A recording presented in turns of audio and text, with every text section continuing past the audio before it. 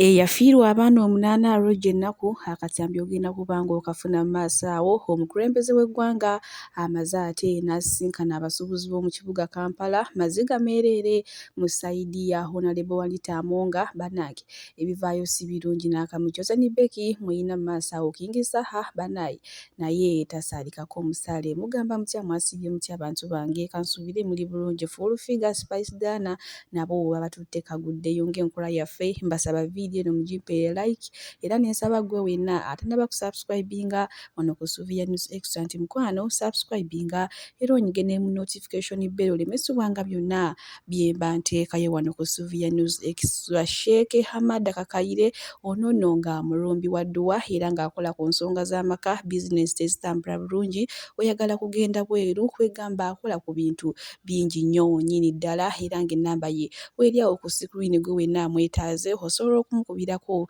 ate munnange n'ofuna ebisingawo era mu ngeri y'emu n'ennyongera okusabiramu mwenna abalwadde abakosefukosefu tisaba ekisa kya Mukama ate ba mikwano kibatuukeko muddemu nate okufuna wamma obulamu obweyagaza. Sigenda kulwisa era nga nkutandise ne Joseni Beki munnange ennaku zino agabadde mu nkuubo oba ku social media wonna ng'agagamba mbu Joseni Beki yayawukana ne bba Dictator Amiru. Bannange baddiye ebintu ebyo si bituufu. Abantu bakyakolagana bwe paba era bali muntu omune. Naye ate ekisinza okutwewuunyisa olunaku lw'ejjo Joseni Beki yavuddeyo n'agamba mbu ani ayagala omwana owokuna mu guno omwaka. Ne tugamba bannange tebabanga biri ebintu bye bagamba nti Dictator Amiru naye baayawukana. Ne ngenda ku peegi zaabwe ate nga baakateekayo obuvidiyo obupya kati simanyi oba ani abuzaabuzaani naye ng'ate bwe tuli mu sayidi ezeeyo bwe nkuzaako eno ewa Kanale Mugume kw'otadde munnange ne mukyala we Shasha Ferguson. Munnange amawulire agatambula kigambibwa mbu munnange omwana bagenze ku DNA ne bakebera mbu nga si wa Kanale Mugume ate abalala bagamba mbu ekyabaawudde munnange omusajja anywa nnyo omwenge mbw ate akwana tayisa buli kika kya muwala kyonna ye kimusaze mu maaso agenda nakyo. Kale otuli mu sayidi ezeeyo oba kati ekituufu kye kiriwa bannange?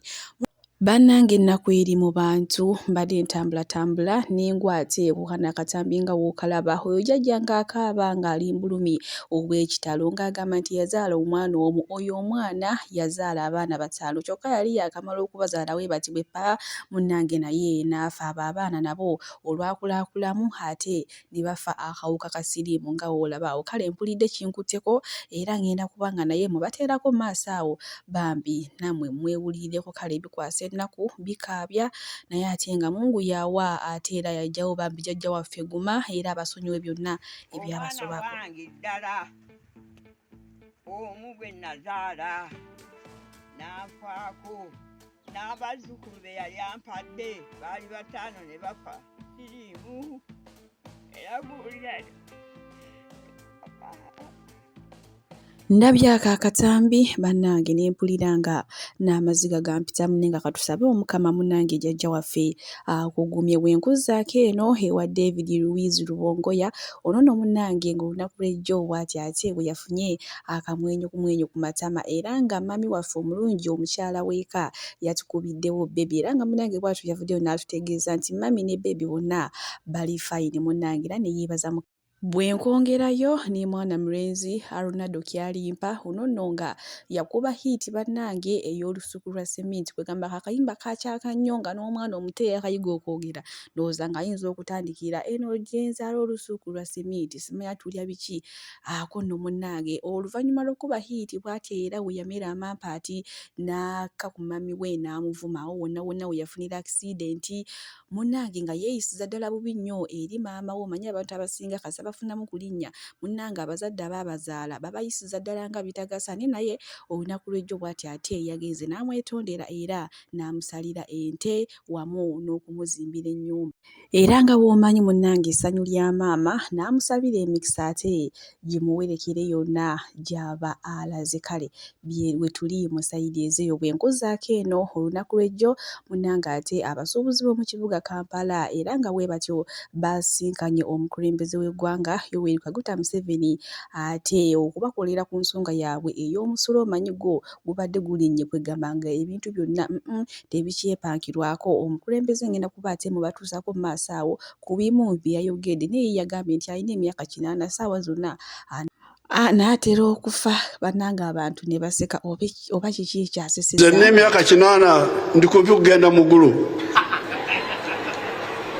Yemwe abakyali wano ennyo ate mwe mulina okubonaabona muwulirize. Mbadde wali essaawa 2 mwogera mpandiika. N'olwekyo mbasaba nammwe mutuule muwulire bye mbagamba. Temuze wano kunkanga.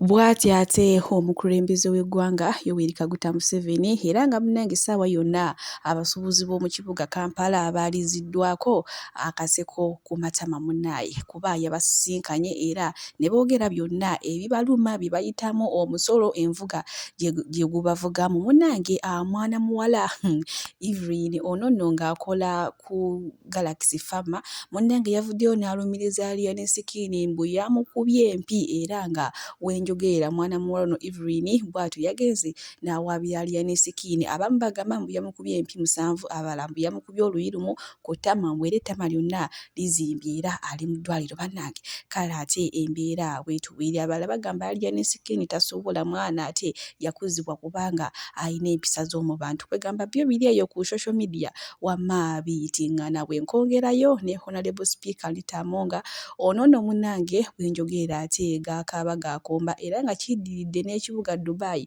okumudipootinga bannange mitawaana myereere era nga maaso awo nina akatambi kugamba baabamu nga kyabasanyusizza era nga bali mu kuzinira waggulu nga jansi ngenda kubanga bateerako akatambi maaso awo manye emboozi enziremu eyinza obutawooma bulungi. Maama Lususu Anita Amonge gaakaaba gaakomba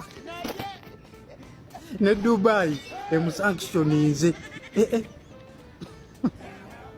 Yolaba mbu ARB yannyonyi y'abakadaama ne bamukwatira ku nnyonyi yonna edda mu UAE. Emirates Fly Dubai tebamukkiriza nakwekubyako kifaananyi.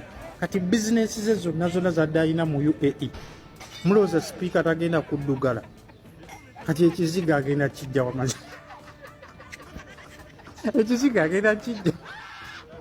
Ndowooza yeevuma okukwata ku mabaati. Amabaati gafuuse amabaati. Bulijjo mwebuuza ki Bobi Wine asiiba ku nnyonyi bino ne UAE Dubai emusankishonize. Katonda wange ekizigo nga kiri e Dubai wano kati ekizigo agenda kijja ewa Honorable Speaker Anita Amonga w'omunange w'enjogera kaweddemu dda bannange naye ate nga tweyongeddeyo n'amawulire ag'ennaku agaliwo baana bawala abo boolaba bali mu nsi y'e Iraq era nga munnange ekikwekweto oba poliisi yaayo yabaguddeko n'ebasiba weetyo nga woolaba so gwe munnange wenna ayinayo omuntu we Iraq waalibadde ate wamma omukeberako n'olaba oba ali safe kubanga baakutte abantu banjawulo Abannayuganda Abannakenya Abaethiopia kale nga labaawo munnange Uncle Chumi ng'agenda akolaawo akasho munnange yali amanyi Spice Diana agenda kujja kuba Spice Diana mukwano gw'ennyonnyo nfanfe era atera omuyirawo omubiri Spice Diana ng'abantu bamuyisizaamu eggaali naye Uncle Chumi agambye tagenda kusonyiwa Spice Diana munnange olwakino kye yakoze kuba yabadde amanyi munno mukabi yabeera munno ddala nti ye nga wamuyirawo omubiri naye we yalibadde ajja ate munnange n'ayimbira bafaanizi be era takomyoko n'agamba omuntu gw'atalisonyiwa era omuntu akyasinze omukola ekintu bulamu bwe bonna okuva we yazaalibwa era nga buli wakijjukirako akaaba amaziga amayitirivu ennyo yefu olufiga munnange ate oluvannyuma lw'okumusibya kale bibadde bigambo bya Chumi era munnange olw'obulumi obungi bw'alina ku mutima olumaze okubyogera atulise n'akaaba. King Saha ayina bagamba wano simanyi mbwe era bakoze bino bakoze biri omanye ennaku zino ayina obugambo bwayogera ate nga busonsonera ddala pake ebyennyanja si mu bizaala okitegeera ebinoonya mwefuula nti environment teri environment yamu ebyennyanja si mu bizaala mubiveeko tubirye tubimalewo babituveeko tulye ebyennyanja ebyo tubimale mu nnyanja eyo tugiwugiremu naye tokkirizibwa kujja batufuga n'ebyennyanja babifuga mbu waliwo okwata ku kyennyanja okutte ku mwana waabwe.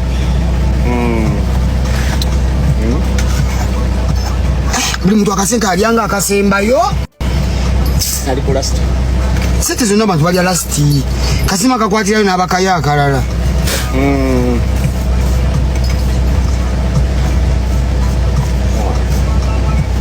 Oba ekyawa bajjako ki gavumenti kati wabalowooza ffe twekyawa tuyinza kukola ki?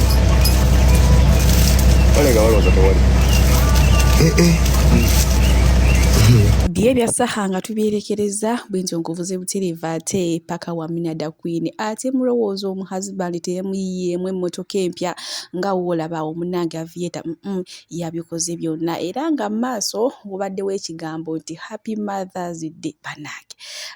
Munange omwami yagambye tuyise ebintu bingi bakuvumya ebisiraani bakulangidde obweru nange banvuzeemu awo eggaali eziwera ate tewakomaoko tewapowa n'ozaalira n'omwana kwegamba ng'ekyo ekirabo kyo kikugwanira ddala wamma gabadde masanyu meereere nnyo nnyini ddala bwe tweyongerayo ne Uncle P maaso awo muyina munange mu katambi wamma ng'obusungu bo muliko kwegamba nga bwa kika kya waggulu nnyo nnyo abadde ayina abantu baagamba awo simanyi abali amakoola simanyi abakola ki tayatudde linnya ne naye baaba nga oba olaba kwegamba message eyo ebadde eringa ng'egenda oba ewaliya ne Sikini ate awo mbasitemye mugambo kuba yabyogedde oluvannyuma ate lwa muganda we Wizo okugenda ewaliya ne Sikini banaye akatambi ngenda kubanga abaterako mu maaso omanyi bagamba emboozi ndagirize oba etera obutanyuma katusooke tukalabe tweyongereyo ne maama obusungu bwakika omukwano ne bavuma nange yayimbira omukulembereze waabwe okuva mu kkomera ne bagukulaga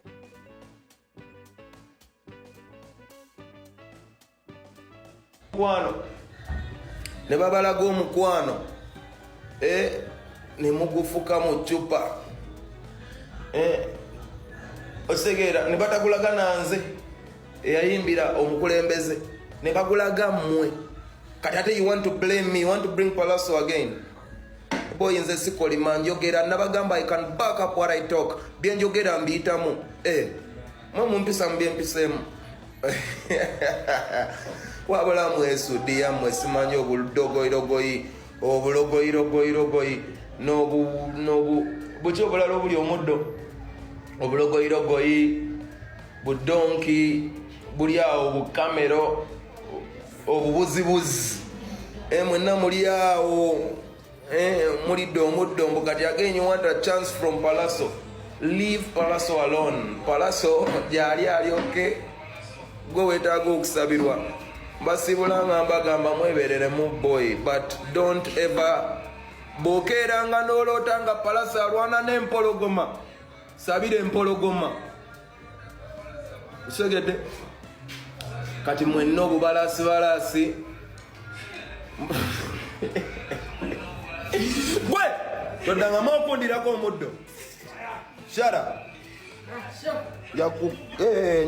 byebyo nno munnange era nga bo bashosho in-laws batandise dde okugasala mbu Uncle P obusungu bw'ayina bwawizo okuvula oluvannyuma lw'okugenda ewaliya ne Sikini kyokka ng'ate akimanyi mbu balinamu obutakkaanya kati ye Wizo yuno wano mu katambi ye alibibye kugamba oba ye muganda wayomba oba tayomba tebimukwatako kale katundabe naye njatugende wakeya masuka mama imbezi nezugala kuoma njatugende wakeya masuka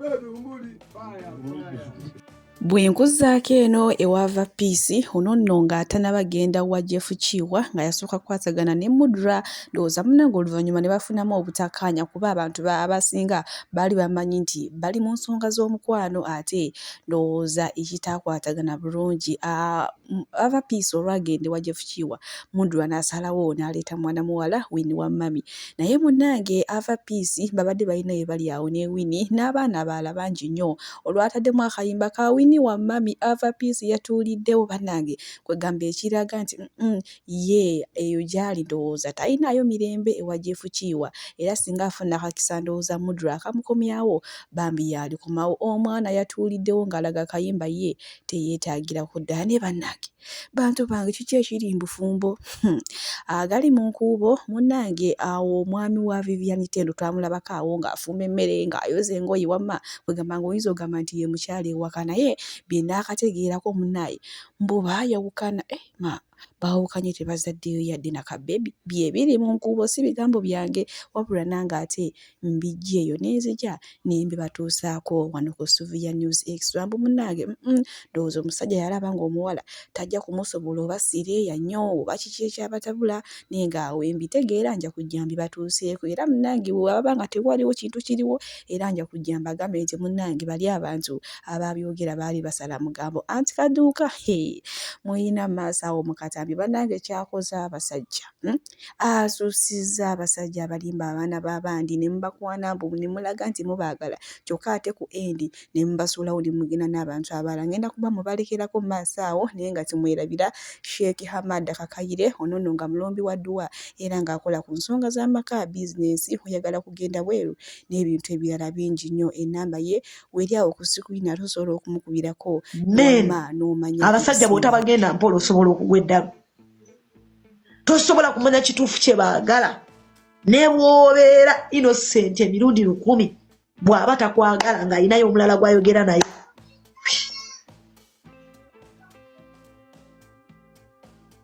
Kati olina kugamba Mukama nti nsaasira alondewo nze nsaasira mwagala naye n'abaafumbirwa nga babajje waka nga bakaaba n'abaafumbirwa nga babajja waka nga bakaaba n'okusinga nze. Men are scammers.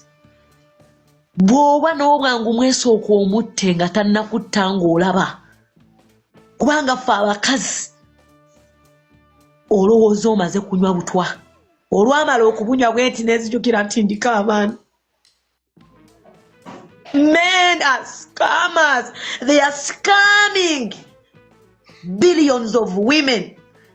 Wano mukuzanya bakazi batu ne tubeera mu mukwano oguteekanika tubeera tubapostinga tubaagala nga bo they are behind our back doing shit. Beeyita abasajja ati mpaayo akagoye akacaafu. They are scamming women. Era nze nsaasira omukazi alaba mukazi munne alemereddwa obufumbo n'akiyita ekyokusaaga naawe lujja kutuukako. Luno olumbe lutwala buli kiramu. Tewali mukazi atuuka kukkiriza kubeera naawe ensi ekumanye nga takwagala. Lwaki? Njagala okasale nabagambye njagala tulowooze nga bakazi bakulu. Akatabo kendi mu kubawa abakazi bakayita think like a man and act like a lady. Njagala ompulirize. Lwaki ffe tulwana nnyo okubapostinga tubalaga ensi nti tubaagala lwaki bo tebaagala? Waliwo kyebuuzizaako? Because they are fucking I mean they are fucking several women. Ate ffe tuli ready. Men are scammers. Ayinza n'okuwasa n'agamba abantu nti gwe wamwesibako. Asobola n'okuwasa n'agamba abantu nti gwe wamwesibyeko. Asobola n'okujja wamwe n'akujjayo n'agamba nti gwe wamwesibako n'omulemerako. Why are we women fighting to post them when they don't want?